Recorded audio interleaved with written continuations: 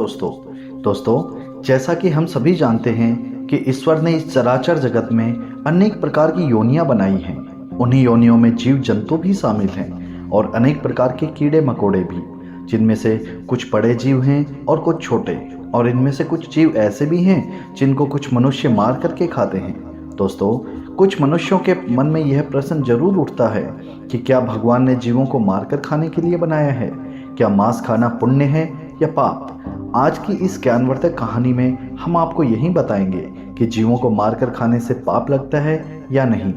जैसे पशु पक्षी, भेड़ बकरी, गाय भैंस, मुर्गा आदि समस्त प्राणियों का मांस खाने से मनुष्य को अपने जीवन के अंतिम दिनों में कौन से पाप भोगने पड़ते हैं। तो चलिए दोस्तों, आज की इस कहानी में जानते हैं कि जीव जंतुओं को मारकर खाना कितना सही है और कितना गलत। ऐसा करने वालों को यमलोक में यमराज के द्वारा कौन सी सजा मिलती है।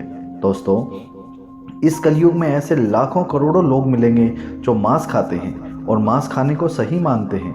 उनका कहना है कि यदि हम इन जीवों को नहीं खाएंगे तो इनकी संख्या बढ़ जाएगी और यह संख्या मनुष्यों से ज़्यादा हो जाएगी। इसलिए भगवान ने इन जीवों को हमें खाने के लिए ही बनाया है। इनको मारकर खाने से कोई पाप नहीं लगता, अपितु कुछ लोग ऐसे भी होते हैं जो जीव को मारकर खाना पाप मानते हैं। उनका कहना है कि मांस खाने से पाप लगता है और मांस खाने वालों की पूजा आराधना भगवान कभी भी स्वीकार नहीं करते। उन्हें कुंभी पाक नरक में कठोर से कठोर सजा मिलती है। तो दोस्तों, आज मैं आपको एक बहुत ही सुंदर कहानी के माध्यम से बताऊंगा कि मांस खाना मनुष्यों के लिए कितना सही है और कितना गलत। दोस्तों, भगवान ने मांस खाने वालों के बारे में क्या बताया है और उन्हें नरक लोक में कौन सी सजा मिलती है। दोस्तों, एक बार की बात है, भगवान श्री कृष्ण द्वारका नगरी में अपने सिंहासन पर विराजमान थे। तभी उनके पास देवी सत्यभामा व्याकुल मन से आती है और भगवान श्री कृष्ण से कहती है कि हे प्रभु, आज जब मैं द्वारका नगरी में अपनी सखियों के साथ भ्रमण कर रही थी तो मैंने देखा कि कुछ दुष्ट मनुष्य छोटे छोटे असहाय जीवों को मार करके उन्हें अपना भोजन बना रहे हैं।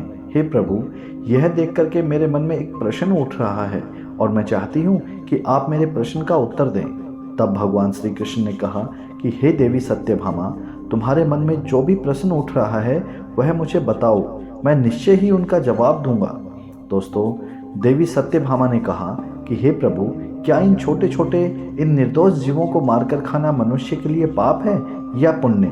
तब भगवान श्री कृष्ण मुस्कुराए और कहा कि हे देवी, मैं आपके इस प्रश्न का उत्तर एक पौराणिक कथा के माध्यम से देता हूँ। इस कथा को सुनकर के तुम्हें पता चल जाएगा कि मांस खाना पाप है या पुण्य। फिर देवी सत्यभामा उत्सुकता से बोलती है कि प्रभु, आप कथा सुनाइए, मैं आपके श्रीमुख से कथा सुनने के लिए उत्सुक हूँ। तब दोस्तों, भगवान श्री कृष्ण ने कहा कि हे देवी सत्यभामा, प्राचीन काल में चंद्रपुर नाम का एक गांव था। उस गांव में एक धनवान व्यक्ति रहता था। उसके घर में धन धान्य की कोई कमी नहीं थी। एक दिन उसने तीर्थ यात्रा पर जाने की योजना बनाई। तीर्थ यात्रा पर जाने से पहले उसने अपने घर में एक विशाल भंडारे का आयोजन किया और गांव के सभी लोगों को उस भंडारे में आमंत्रित किया। गांव के सभी लोग भंडारे में वहां पर प्रसाद लेने के लिए उनके यहाँ आए। दोस्तों, उस धनवान व्यक्ति ने भंडारे में दो तरीके का भोजन बनवाया, एक शाकाहारी और दूसरा मांसाहारी। मांसाहारी भोजन में उसने बकरा, मुर्गा, मछली ये सब बनवाए और सभी गाँव वालों को ये सब खिलाया। दोस्तों, गांव वालों ने बहुत स्वाद से खाया और जो लोग मांस खाना पाप मानते थे उन्होंने शाकाहारी भोजन खाया। और सभी गांव वालों के भोजन करने के बाद उस धनवान व्यक्ति ने जब यह देखा कि कुछ गांव वालों ने तो भोजन में मांस मछली ली है परंतु कुछ लोगों ने इसको हाथ भी नहीं लगाया, तो यह देख करके उस धनवान व्यक्ति ने सभी गाँव वालों को एक जगह पर बुलाया और उन्हें संबोधित करते हुए कहा, मेरे प्रिय ग्रामवासियों, मैंने आप सभी को यह बताने के लिए एकत्रित किया है कि यह मांस मछलियाँ और छोटे जीवों को ईश्वर ने हम इंसानों को खाने के लिए ही बनाया है ताकि हम उनको मारकर खा सकें। और ईश्वर ने अन्य भोजन के साथ साथ मनुष्यों को खाने के लिए मछलियाँ और कई तरह के छोटे छोटे जीवों को जन्म दिया है। उस धनवान व्यक्ति की यह बात सुनकर के सभा में बैठा एक युवक खड़ा हुआ और कहा, श्रीमान, आप गलत कह रहे हैं। उस नवयुवक लड़के की यह बात सुनकर के वहां उपस्थित सब लोग आश्चर्यचकित हो गए और उसकी तरफ देखने लगे। तभी उस धनी व्यक्ति ने कहा कि बेटा, तुम्हारे कहने का मतलब क्या है?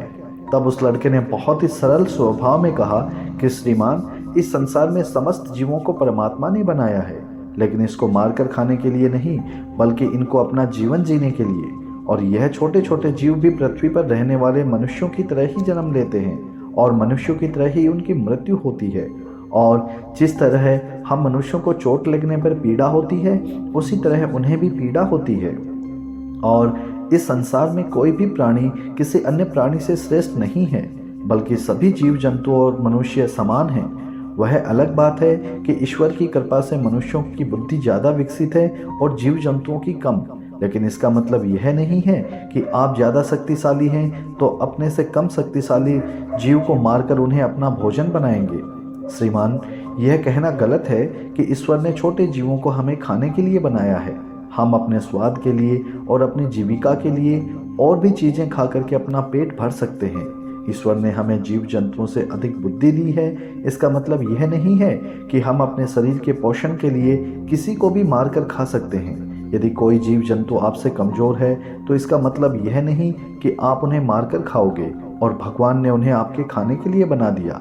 अगर आपको छोटे जीवों को मारकर खाने में अच्छा लगता है, ठीक उसी प्रकार शेर, चीता और बाघ जैसे बड़े जानवरों को हमारे शरीर का मांस बहुत स्वादिष्ट लगेगा और वे जब चाहें हमें पकड़ करके अपना भोजन कर सकते हैं। तो इसका मतलब यह कदापि नहीं कि ईश्वर ने हमें शेर, चीता और बाघ के भोजन के लिए बनाया है।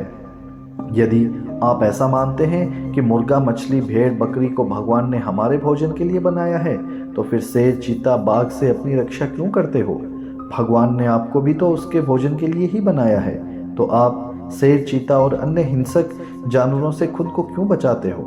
वह लड़का आगे कहता है कि हे श्रीमान, जिस प्रकार आपको अपना शरीर प्यारा है, आपको अपनी जान प्यारी है, उसी तरह सभी प्राणियों को अपनी जान प्यारी है और अपना शरीर बहुत प्यारा है। चाहे वह छोटा जीव हो या बड़ा मनुष्य, अपने आप को सभी जीवों से श्रेष्ठ समझता है, परंतु वास्तव में यह मनुष्य कभी कभी मूर्खों वाले काम करता है। यह दुष्ट मनुष्य अपने से छोटे जीवों को मारकर खाते हैं। मित्रों, इस तरह से उस नवयुवक लड़के की बात सुनकर के उस धनी व्यक्ति का मुंह बंद हो गया और वह सभा के सामने बहुत लज्जित हुआ।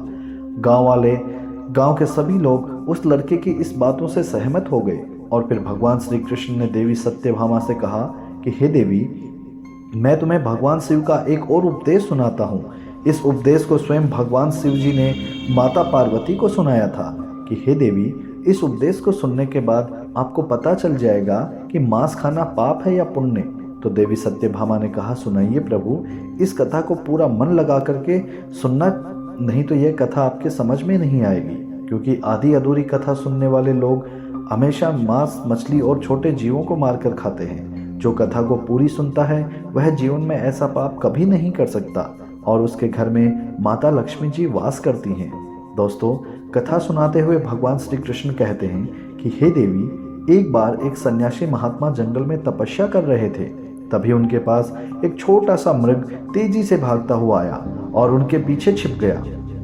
वह हिरण बहुत भयभीत था। उस भयभीत हिरण को देख करके महात्मा की तपस्या भंग हो गई और उन्होंने गुस्से में उस हिरण से पूछा कि हे मृग, तुम इतने डरे हुए क्यों हो? तुम्हें क्या परेशानी है और किसके डर से तुम मेरे पीछे छुपे हुए हो? दोस्तों, वह सन्यासी महात्मा उस हिरण से यह पूछ ही रहे थे कि तभी वहां पर एक व्याध आ जाता है जिसके हाथ में धनुष और बाण थी। वह व्याध सन्यासी महात्मा से कहने लगता है कि हे सन्यासी, इस हिरण को मुझे दे दो। मैंने इस हिरण को अपना शिकार बनाने के लिए इसका पीछा काफ़ी दूर से किया है, इसलिए इस हिरण पर मेरा अधिकार है और यह मेरा शिकार है। मैं इसे मार करके अपना भोजन बनाऊंगा। तब व्याध की बात सुनकर के सन्यासी महात्मा उस पर हंसने लगे और बोले, अरे मूर्ख, तुझे इतना भी नहीं पता कि इस संसार में किसी भी जीव पर किसी का अधिकार नहीं होता। हर प्राणी पर केवल उसका ही अधिकार होता है। फिर शिकारी कहता है कि नहीं, इस हिरण पर मेरा पूर्ण अधिकार है और मैं इसका शिकार करके इसको मार कर खाऊंगा। तब सन्यासी महात्मा शिकारी से फिर कहते हैं कि किसी प्राणी को मार करके खाने का अधिकार तुम्हें किसने दिया है? और इसको मारने का अधिकार तो उसको भी नहीं है जिसने इसे जन्म दिया है, और किसी भी जीव को मारना पाप है। क्या तुम इस बात को नहीं मानते हो? तब शिकारी कहता है कि हे सन्यासी, किसी जीव के मांस का भोजन करना पाप नहीं है और जीवों को मारकर मैं उन्हें इस जीवन से मुक्ति देता हूँ, फिर ऐसा करना पाप कैसे हो सकता है? यह तो उनके लिए सौभाग्य की बात है। और वैसे भी यदि मैं इन्हें नहीं खाऊंगा तो कोई और इन्हें मारकर खाएगा। और अगर जीवों को मारना पाप है तो राजा महाराज इसका शिकार क्यों करते हैं? क्या इन्हें मरते समय पाप नहीं लगता? व्याध की बातें सुनकर के वह सन्यासी महात्मा समझ गए कि इसकी बुद्धि शिकार करते करते और मांस खाते खाते मंद पड़ गई है और इसे पाप और पुण्य का ज्ञान नहीं है। तब वह सन्यासी महात्मा उस शिकारी को एक कहानी सुनाते हुए कहते हैं कि हे वत्स, इस कहानी को ध्यान से सुनना। लोग जीवों का शिकार क्यों करते हैं और मांस क्यों खाते हैं और इसे खाने से हमें कौन सा पाप भुगतना पड़ता है? तब कहानी सुनाते हुए सन्यासी महात्मा कहते हैं कि हे व्याध, एक बार अंग देश में भयंकर अकाल पड़ गया। लोगों की फसलें पूरी तरह से नष्ट हो गई। वहाँ के लोग भोजन की तलाश में इधर उधर भटकने लगे और लोग भूख प्यास से मरने लगे। अपनी प्रजा की यह दशा देख करके वहाँ के राजा को इस बात की बहुत चिंता हुई कि लोग भूखे मर रहे हैं और वह उनके लिए कुछ भी नहीं कर पा रहा।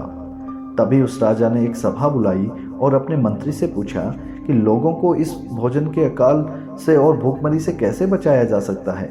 राजा की बात सुनकर के सभा में उपस्थित सभी मंत्री और महामंत्री सोच में पड़ गए कि इसका क्या उपाय किया जाए। तब उस सभा में एक मांस खाने वाला व्यक्ति बैठा था। उसने सोचा कि मांस को भोजन में शामिल करने का यह सबसे अच्छा मौका है। यदि राजा ने अनुमति दे दी तो हम खुलेआम जीवों को मार करके अपना भोजन बना लेंगे और मनमानी करेंगे। कोई रोक टोक भी करने वाला नहीं होगा। उसने राजा को सुझाव देते हुए कहा, महाराज, इस भूखमरी से बचने का एक विकल्प है। क्यों ना हम जीवों को मार करके उनका मांस खाएं। इससे भूखमरी का संकट भी दूर हो जाएगा और भोजन का अकाल भी खत्म हो जाएगा। इसमें धन भी खर्च नहीं होगा और हमारा पेट भी भर जाएगा। सभा में बैठे सभी लोगों को यह बात बहुत सही लगी और सबने बोला, महाराज, भूखमरी से बचने का यही एक मात्र विकल्प है। लेकिन राजा के महामंत्री उस व्यक्ति की यह बात बिल्कुल नहीं सहन कर सके और वह सभा में चुपचाप बैठे रहे।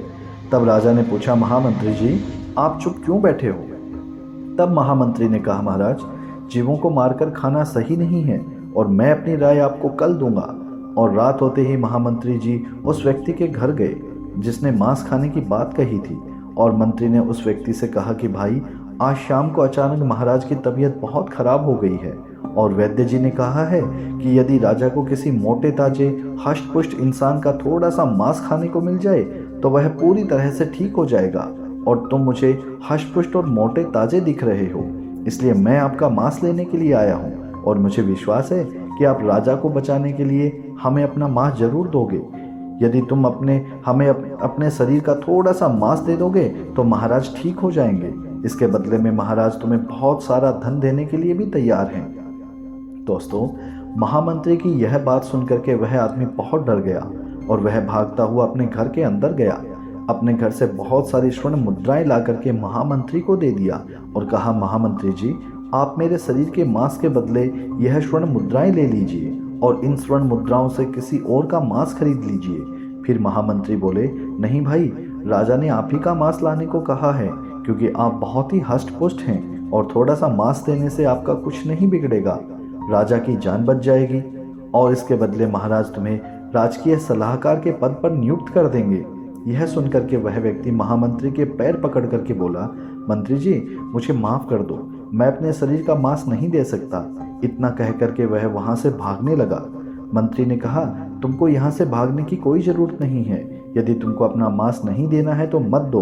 मैं तुम्हारी यह स्वर्ण मुद्राएं लेकर के जा रहा हूँ, मैं कहीं और व्यवस्था करता हूँ। इतना कह करके मंत्री वहाँ से चले गए और इस प्रकार एक एक करके महामंत्री नगर के सभी घरों में गए और सबसे इसी तरह अपने शरीर का थोड़ा सा मांस देने का आग्रह किया।